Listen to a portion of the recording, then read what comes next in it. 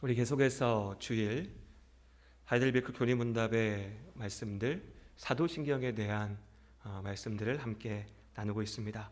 오늘 함께 나눌 사도신경의 고백은 죄를 사하여 주시는 것을 믿습니다 라는 고백입니다. 우리 사도신경의 마지막 부분, 성령의 일하심에 대한 고백들, 성령을 믿사오며 거룩한 공회와 성도가 서로 교통하는 것과 죄를 사하여 주시는 것과 라고 할 때 그 죄를 사하여 주시는 것을 이미 지난주 말씀드렸죠. 믿습니다 라고 하는 말이 함께 포함되어져 있습니다.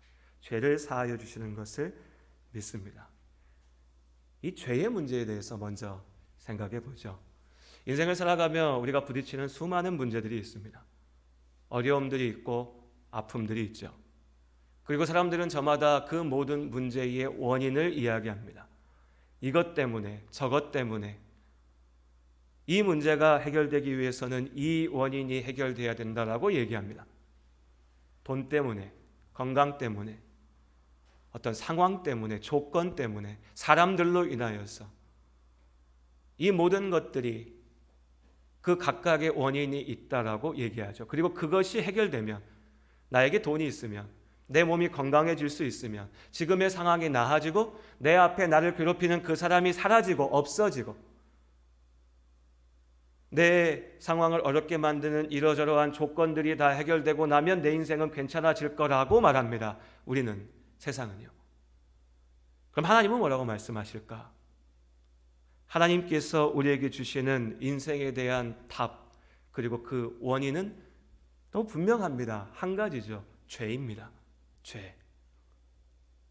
교회 와서 예수를 믿는다라고 얘기할 때 그 예수를 내가 온전히 믿는가라는 것을 판단할 수 있는 기준도 여기에 있습니다. 왜냐하면 성경은 너무나 분명하게 우리의 모든 문제가 죄 때문이라고 이야기합니다. 그러니까 내가 교회 와서 얼마나 뜨겁게 기도를 하고 찬양을 하고 소리 지르면서 예배를 한다 할지라도 내 안에 이 죄의 문제에 대한 분명한 인식과 이 죄의 문제에 대한 해결이 없다면 우리는, 그 사람은 하나님을 알지 못하는 것이고 예수를 믿지 않는 것이고 구원을 얻지 못한 것입니다. 왜냐하면 하나님께서는 우리의 인생의 모든 문제의 본질이, 근원이 죄라고 말씀하시기 때문입니다. 그럼 뭐가 죄일까요?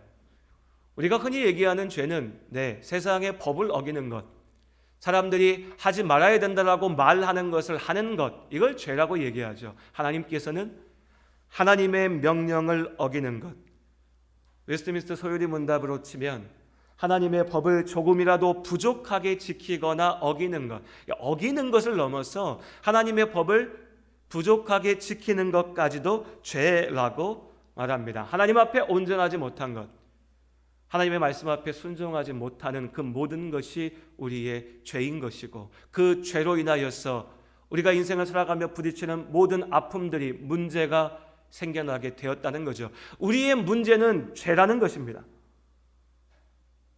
그럼 이 죄의 문제를 어떻게 다룰 것인가?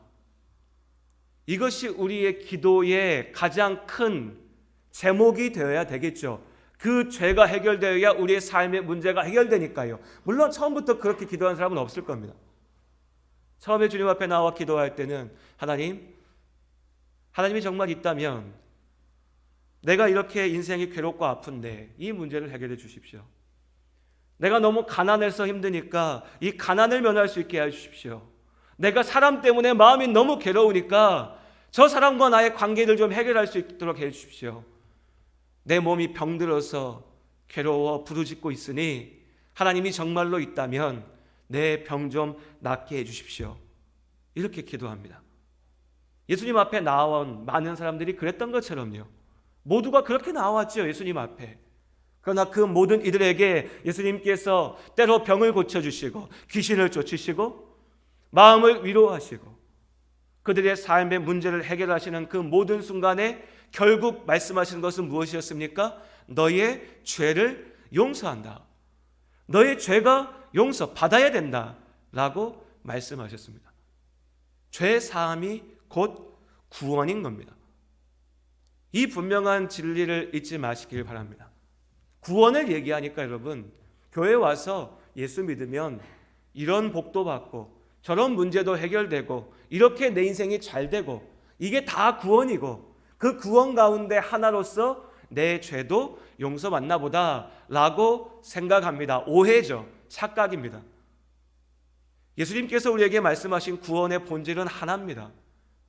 우리의 죄가 용서받는다는 겁니다. 그럼 도대체 죄의 문제가 뭐 얼마나 그렇게 심각하기에 구원이 죄 사함이라고 말씀하시는가? 죄로 인하여서 우리에게 모든 문제가 생겨났고 그 모든 문제가 생겨나게 된 본질은 죄로 인하여서 우리가 하나님 앞에 설 수 없다는 겁니다. 하나님께서 우리를 창조하신 줄로 믿습니다. 하나님께서 우리를 창조하셨습니다. 하나님께서 나를 만드셨습니다. 우리 시작은 거기서부터입니다. 그래서 우리의 삶은요, 그냥 살다가 죽으면 끝나는 게 아니고 우연히 생겼으니까 또 우연히 없어지면 끝나는 게 아니고 하나님의 계획 가운데 인도하심 가운데 우리의 삶이 이어져 가는 겁니다. 우리 삶에 가치가 있는 거죠. 하나님께서 나를 그렇게 만드셨습니다. 그런데 나를 만드신 그 하나님과 내가 온전히 함께하지 못하는 겁니다. 왜요? 죄로 인하여서. 창세기 1장부터 3장까지 말씀을 한번 읽어보십시오. 다시 기억해 보십시오. 죄로 인하여 우리가 하나님과 함께하지 못합니다. 죄로 인하여 내가 하나님께서 주신 그 생명을 누리지 못하고 죄로 인하여 내가 하나님께서 주시는 그 참된 위로와 평안과 축복을 누리지 못합니다. 죄로 인하여 하나님으로부터 끊어졌기에 지금 우리의 삶이 지금 우리의 삶도 하나님이 붙잡으시는 은혜 가운데 있는 것이고 완전히 끊어지는 그 심판의 때에 우리는 진정한 사망이 무엇인지 그때 비로소 알게 됩니다. 지옥 그러니까 막 불이 타고 독충이 다니고 뭔가 내가 혐오하고 싫어하고 미워하고 끔찍한 모습이 있는 것만 지옥이라고 우리는 자꾸 생각하지만 지옥의 본질은 하나님으로부터 완전히 단절된 것이고 죄악으로 가득 찬 것입니다. 그래서 우리는 이 세상을 살아가면서 그 지옥의 모습을 보고 있는 겁니다. 꼭 독사가 넘쳐야 불길이 치솟아야 지옥입니까? 사람과 사람이 너무나 멋진 모습으로 폼잡고 앉아서 함께 살아가는 그 자리에서도 우리는 분명히 지옥의 모습들을 봅니다. 죄악으로 가득한 하나님이 없으신 그 자리요. 그 죄가 우리의 문제입니다. 오늘 5절과 6절의 말씀, 요한일서 1장 5절과 6절 말씀 우리 같이 한 목소리로 읽도록 하겠습니다. 우리가 그에게서 듣고 너희에게 전하는 소식은 이것이니 곧 하나님은 빛이시라 그에게는 어둠이 조금도 없으시다는 것이니라. 만일 우리가 하나님과 사귐이 있다 하고 어둠에 행하면 거짓말을 하고 진리를 행하지 아니함이거니와. 하나님은 빛이십니다. 빛 대신 하나님 앞에 어두움의 자리, 죄의 자리는 없습니다. 우리가 죄 가운데 머물러 있다면 우리는 하나님 앞에 설 수가 없습니다. 구원도 하나님 나라도 우리가 아무리 입으로 떠들어도 이 죄의 문제를 해결하지 못하면 우리에게는 아무런 소망도 없는 겁니다. 그렇기에 하나님께서 우리에게 구원을 주시겠다, 내가 너를 구하겠다 라고 말씀하실 때 그 구원은 우리의 죄를 용서하시는 것, 우리의 죄를 사하시는 겁니다. 죄사함이 곧 구원입니다. 그 죄사함의 은혜를 우리가 알기 위하여 오늘 사도신경의 고백처럼 내가 죄에서 사함받았음을, 내 죄가 용서받았음을 믿습니다 라고 고백할 때에 우리의 그 고백은 두 가지의 고백을 함께 포함하고 있는 겁니다. 먼저 첫 번째는요, 내가 죄인임을 인정하는 겁니다. 내가 죄인이라는 것이죠. 그리고 사실 많은 사람들이 바로 여기에서부터 한 걸음도 나아가지 못합니다. 교회 오면 좋지 않습니까? 나쁠 건 뭐 있습니까? 교회 와서 사람들도 만나고 교회 와서 특별히 누가 그렇게 막 나쁜 말, 미운 말 합니까? 그래도 어지간히 악한 사람이어도 교회에 오면 교회에서 만나는 사람들에게는 좋은 말 하려고 하고 선한 말 하려고 하고, 그래도 내가 할 수 있는 선에서는 최대한 예의 있게 매너 있게 행하려고 합니다. 세상 어디 가서 누구 만나는 것보다 교회에 와서 사람 만나는 게 나을 수 있습니다. 교회 안에서 여러 가지 것들 누리고 즐길 수도 있죠. 여러 가지 동호회 모임들, 운동하는 모임들, 교회 안에서도 여러 모임들을 행합니다. 좋은 말도 많이 듣죠. 그래도 목사가 저주하는 말 하진 않지 않습니까? 나쁜 말, 싫은 말 들어서 세상 사람들이 들어가지고, 하긴 또 이렇게 말하기는 요즘의 목사님들은 참 별 이상한 소리도 많이 하긴 하던데, 그래도 하나님 앞에 정직한 목사라면 예수 안 믿는 사람들이 들어도 나쁜 말 하진 않지 않습니까? 그러고 보면 교회에 와서 나쁠 거 없는 거예요. 그런데 문제는 뭐냐면, 그냥 그렇게 교회에서 괜찮은 말, 교양 있는 말, 착하게 살라는 말, 또 그렇게 선하게 보이는 사람들과 만나는 교제, 즐거움 속에만 머물러 있는 것으로는 결코 우리의 구원을 얻을 수가 없다는 거죠. 왜냐하면 내 문제가 무엇인지 알지 못하기 때문입니다. 그냥 그렇게 멋지게 포장되어 있는 종교 생활에만 멈추면 내 문제는 여전히 돈이 없는 것이고, 내 문제는 여전히 나를 도울 사람이 없는 것이고, 내 문제는 여전히 내 남편이고 아내고 자식이고 내 몸의 건강이고, 여기서 멈춰버리는 것이죠. 베데스다 연못가에 누워 있었던 병자처럼 우리도 그냥 교회에 와서 이 교회에 성령의 역사가 임하면 어느 순간 내 병도 낫고 내 문제가 해결될 수도 있을 거야 라고 생각하고 머물러 있는 겁니다. 그냥 그렇게. 그런데 예수님은 뭐라 하십니까? 네가 이제 더 이상 그 죄 가운데 살지 마라. 요한복음 5장에 베데스다 연못가에 있었던 병자에게 하신 말씀이죠. 네 진짜 문제는 병이 아니고 네가 그 죄에서 노인받지 못한 것이다. 우리도 마찬가지인 겁니다. 하나님께서 각양의 모습으로 우리를 이 자리로 부르셨습니다. 그리고 우리에게 주시는 하나님의 말씀은 네가 죄인이라는 겁니다. 죄인이다. 너는 온전하지 않다. 너는 문제가 있다. 아니, 너는 반드시 망하게 될 것이다. 죽게 될 것이다. 이것이 하나님께서 우리에게 내리시는 진단입니다. 죄인이라고. 우리는 이 말이 싫습니다. 나도 그래도 귀한 집 자식인데, 나 능력 있는데, 나 열심을 다해 사는데, 내가 그래서 세상에서 인정받고 사는데 왜 나를 죄인이라 하나? 왜 내가 가망이 없다라고 하나? 왜 내가 실패할 거라고 하나? 기분 나쁘죠. 그러니까 애써 무시합니다. 혹은 내 식대로 해석하려고 하죠. 저 말은 그래도 좀 착하게 살라고 하시는 말씀인 거야. 그래도 내가 의롭게 좀 선하게 살라고 하신 말씀인 거야. 내가 하나님 말씀 듣고 착하게 살아봐야지 라고 자꾸 피해갑니다. 애써 모른 척하죠. 우리가 정직한 마음으로 하나님 말씀 앞에 서면 피해갈 자리, 도망갈 자리가 없습니다. 여러분, 이 자리에 계신 모든 분들, 하나님께서는 나에게 네가 죄인이라 하십니다. 죄인된 네가 하나님 앞에 설 수 없다 하십니다. 그래서 내가 영원한 죽음 가운데 던져질 거라고 하십니다.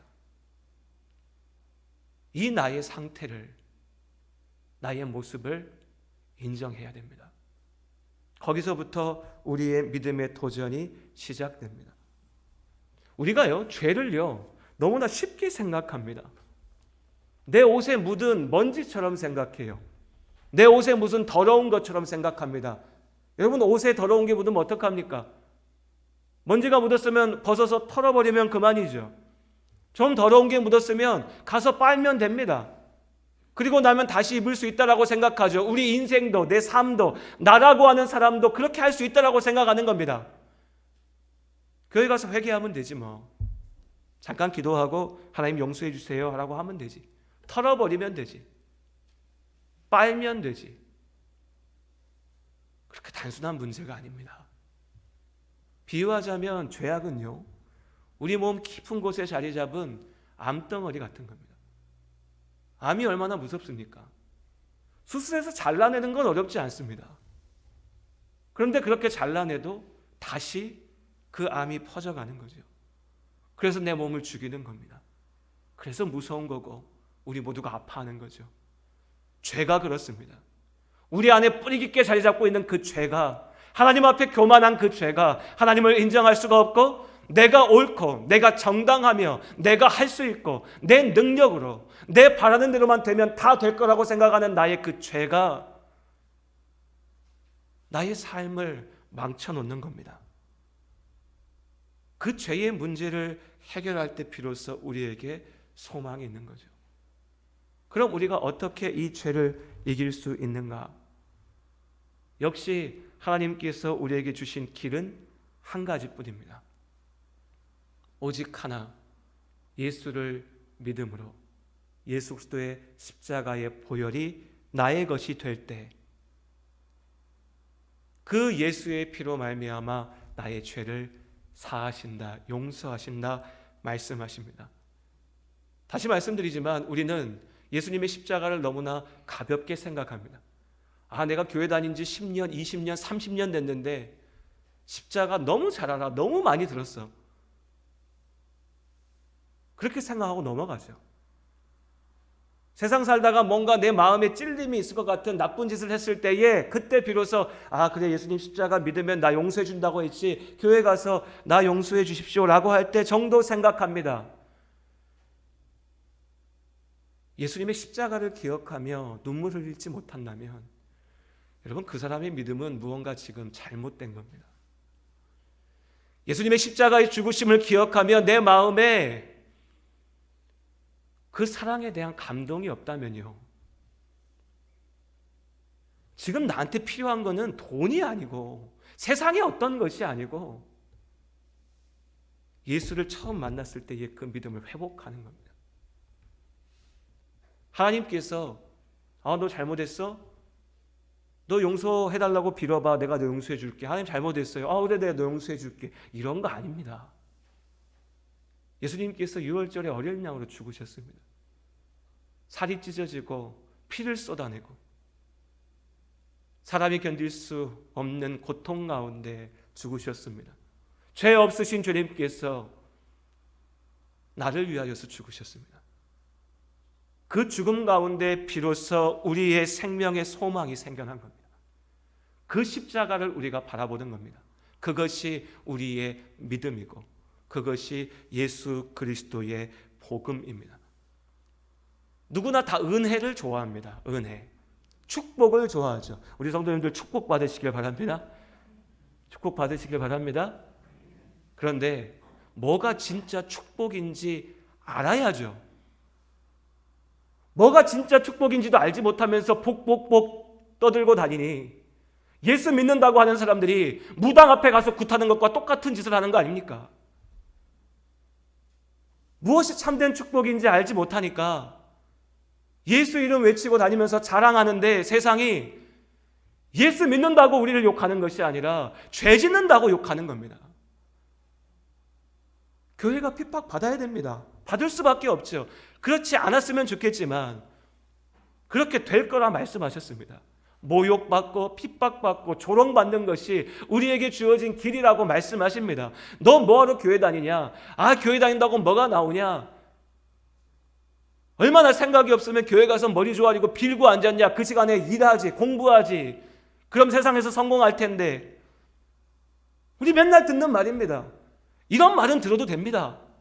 예수 때문에, 예수를 믿기 때문에 받는 조롱이고 핍박이고 모욕이면 우리가 감당하면 되니까요. 그런데 예수 믿는 우리가 왜, 교회 다니는 사람들 왜 저렇게 죄를 져? 교회 다니는 사람들이 거짓말을 더해. 욕심이 더 많아. 우리 스스로가 안 그래 라고 말 못하잖아요. 이건 아니라는 겁니다. 그런데 왜 그러나? 왜 예수 믿는 사람들이 그러는가? 진짜 복이 뭔지 모르는 거죠. 진짜 복이 무엇입니까? 우리가 죽게 된 그 자리에서 우리를 살리신 은혜, 하나님께서 우리에게 주신 가장 큰 복, 가장 큰 은혜는요, 내가 죄인임을 깨닫고 인정하며 하나님께서 주시는 답, 하나님께서 주시는 그 구원, 예수 그리스도의 복음을, 예수 그리스도의 십자가의 죽으심을 믿음으로 붙잡고 죄에서 용서받는 그것입니다. 예수님의 십자가의 은혜로 우리가 죄에서 사함 받음을 믿습니다. 이것이 우리의 복입니다. 이것이 우리의 은혜입니다. 이것이 나를 향하신 하나님의 사랑입니다. 그런데 이 사랑을 잊어버리고 이 복을 잊어버리고 엉뚱한 것들을 찾으면서 하나님 복 주십시오, 은혜 주십시오, 그건 아닙니다. 이 자리에 계신 우리 모든 성도님들, 하나님께서 주시는 참된 축복을 누리시길 다시 한번 예수님의 이름으로 축원합니다. 나의 죄가 사해졌습니다. 나를 살리셨습니다. 나에게 소망이 있다라고 하십니다. 내가 이 세상에서 죄 가운데 매여 살다가 그냥 그렇게 하루하루 살다가 때로 성공했다가 때로 실패했다가 때로 기뻐했다가 또 슬퍼하다가 그냥 그렇게 살다가 시간 지나가니까 인생 뭐 있나 괴로워하다 결국에 몸이 아파 병들어, 내 인생 후회된다, 인생 별거 없다, 눈물 흘리고 아파하고 죽고 끝나는 그런 삶이 아니라 이 땅에 살아가는 그 모든 순간 속에서 오늘 나를 부르셔도 내가 젊은 나이에 주님 앞에 서나, 내가 나이가 들어 하나님 앞에 가나, 세상에서 인정받거나 인정받지 못하거나 그 어떤 상황 속에서라도 하나님이 나를 지극히 사랑하심을 내가 알기에, 내가 사랑받고 있는 것을 믿기에, 그래서 내가 하나님으로부터 끊어진 것이 아니라 하나님 안에 함께하고 있기에 할렐루야를 외치며 찬양하며 감사하며 나아가는 삶, 그것이 우리의 삶인 줄로 믿습니다. 그렇게 우리는 죄에서 사함 받았음을 믿습니다. 그럼 한 가지요. 자, 우리가 이 죄사함에 대해서 잘 알고 있는데 왜 죄사함을 믿습니다 라고 하는 이 고백이 사도신경 가운데에 마지막 부분, 성령의 일하심에 대한 고백에서 나오고 있는가라는 겁니다. 우리 흔히 생각하면요, 죄사함 이러면 오늘 설교의 말씀에도 나누었지만 우리 성도님들 다 아시죠? 죄사함 하면 가장 먼저 떠오르는 게 예수님의 십자가죠. 그러면 내가 죄사함 받은 것을 믿습니다 라는 고백도 예수님에 대해서, 성자 예수에 대해서 고백하는, 성령으로 잉태하사 동정녀 마리아에게 나시고 본디오 빌라도에게 고난을 받으사 십자가에 달려 죽으시고 라고 하는 그 고백 가운데 나와야 될 것 같습니다. 그런데 가만히 생각해 보시면 사도신경에서 예수님에 대한 그 고백들 가운데는 우리의 죄 사함에 대한 고백은 없습니다. 예수님께서 이 땅에 와서 이루신 일들에 대한 고백이 있죠. 예수님께서 걸어가신 십자가의 길, 주님의 부활하심과 지금도 하늘에서 우리를 위하여서 기도하고 다시 오실 주님에 대한 믿음의 고백이 있습니다. 왜일까? 왜 죄사함의 고백이 성령에 대한 믿음의 고백 가운데 있는가? 답은 너무나 분명하죠. 죄사함은 성령 하나님의 일하심, 성령의 역사이기 때문입니다. 우리가 성령을 믿사오며 이후로 고백하는 이 성령 하나님의 역사에 대한 고백들을 나누면서 우리 성도님들이 잘 기억하셨으면 하는 것이, 성령 성령 외치는데 그 성령의 일하심이 도대체 뭔가라고 하는 게 어떤 신비로운 데 답이 있는 게 아니라요, 우리가 매주 예배 때 고백하는 이 사도신경 가운데 있는 겁니다. 우리가 성령을 믿습니다. 그 성령께서 교회와 성도가, 우리가 하나 되어 교제하게 하심을 믿습니다라고 지난주에 함께 나누었습니다. 오늘 뭐라고 고백합니까? 죄 사함 받은 것을 믿습니다. 성령께서 우리로 하여금 죄에서 용서받게 하십니다. 아까 뭐라고 말씀드렸죠? 죄 사함이 곧 구원이죠. 성령 하나님께서 우리가 구원받게 하십니다. 비유하자면 이런 겁니다. 자, 하나님 나라에 문이 있다 생각해 보시죠. 그 문에, 그 잠겨있는 문을 열 수 있는 열쇠를 예수님께서 만드신 겁니다. 비유하자면 그렇습니다. 우리가 죄로 인하여서 하나님 앞에 나아갈 수 없는 데에 그 하나님 앞에 나아갈 수 있도록 예수님께서 우리의 죄를 위하여 죽으시고 누구든지 그 예수의 죽음을 믿으면, 그 죽음의 의미를 믿으면, 나를 향하신 예수 그리스도의 그 보혈을 믿으면 하나님 앞에 나아갈 수 있는 그 길을 여신 겁니다. 열쇠를 만드신 거죠. 예수님께서 우리의 구원의 길을 여셨습니다. 그런데 열쇠를 그냥 손에만 들고 있으면 문이 열립니까? 아니죠. 내가 그 열쇠를 가지고 손에 들어야 되고 또한 그 열쇠를 가지고 문을 열어야죠. 예수께서 만드신 그 구원의 열쇠, 예수님께서 여신 그 구원의 길을 우리가 갖게 하고 우리가 걷게 하시는 이가 성령 하나님이신 겁니다. 예수님을 믿습니다. 우리의 이 믿음의 고백은 나의 의지이고 나의 결단일 수 있으나 무엇보다 분명하게 성령 하나님의 은혜의 역사인 줄로 믿습니다. 성령께서 우리로 예수의 복음을 믿게 하시고 성령께서 우리가 하나님 나라 가운데 있게 하시는 겁니다. 그래서 우리는 죄에서 사함받은 것을 믿습니다 라고 고백합니다. 삼위 하나님께서, 성령 하나님께서 우리를 구원하십니다. 또 한 가지, 왜 죄사함의 고백이 오늘 이 사도신경의 자리 가운데 있는가? 우리 지난주에 성도의 교제를 나누었죠. 그리고 그 성도의 교제가 가능할 수 있는 유일한 길은 우리가 죄를 이기는 겁니다. 우리가 여전히 죄 가운데 있다면 우리가 함께하는 그 자리는 그 자체로 고통이고 아픔이고 괴로움일 겁니다. 우리가 죄를 이기고 예수 그리스도의 사랑 가운데 있을 때 비로소 교회가 주의 사랑 안에 위로가 되고 힘이 되고 축복이 되는 것이지요. 오늘 7절 말씀 우리 같이 함께 마지막으로 읽도록 하겠습니다. 함께 읽겠습니다. 그가 빛 가운데 계신 것 같이 우리도 빛 가운데 행하면 우리가 서로 사귐이 있고 그 아들 예수의 피가 우리를 모든 죄에서 깨끗하게 하실 것이요. 아멘. 죄 사함의 은혜가 있기에 비로소 성도의 교제가 있을 수 있습니다. 성령께서 우리를 그렇게 인도하시고 이끌어 가십니다. 성령의 역사는 어떤 이들이 이야기하고 주장하는 것처럼 신비롭고 기적적인 어떤 일들에만 있는 것이 아닙니다. 아니요, 참으로 신기롭고 참으로 기적 같은 일은 바로 여기에 우리가 서로 다른 우리가 이 자리에 함께 모여 예수의 이름으로 그 믿음을 고백하고 그 사랑으로 하나 되어 하나님의 말씀에 순종하며 나아가는 우리의 삶 가운데 있습니다. 그 참된 성령의 역사를 경험하는 우리의 삶이 되기를 원합니다. 예수 믿는 자의 삶은 바로 여기 죄 사함으로부터 시작합니다. 성령 하나님께서 이 죄 사함 받은 우리의 삶을 이끌어 가시며 하나님과 참된 교제를 누리고 믿음의 가족들, 우리 곁에 있게 하신 사람들과 함께 사랑하며 서게 하십니다. 그 출발점을 다시 한번 기억하는 오늘 이 시간 예배의 자리가 되기를 원합니다. 우리의 삶이 여전히 죄에 머물러 있어서는 안 됩니다.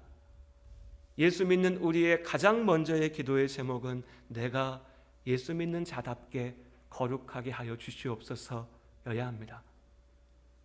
예수님의 십자가의 은혜를 기억하며 우리의 죄를 주님 앞에 고백하고 회개하며 주님 앞에 진실함으로 나아가는 우리의 삶이 될 수 있기를 원합니다.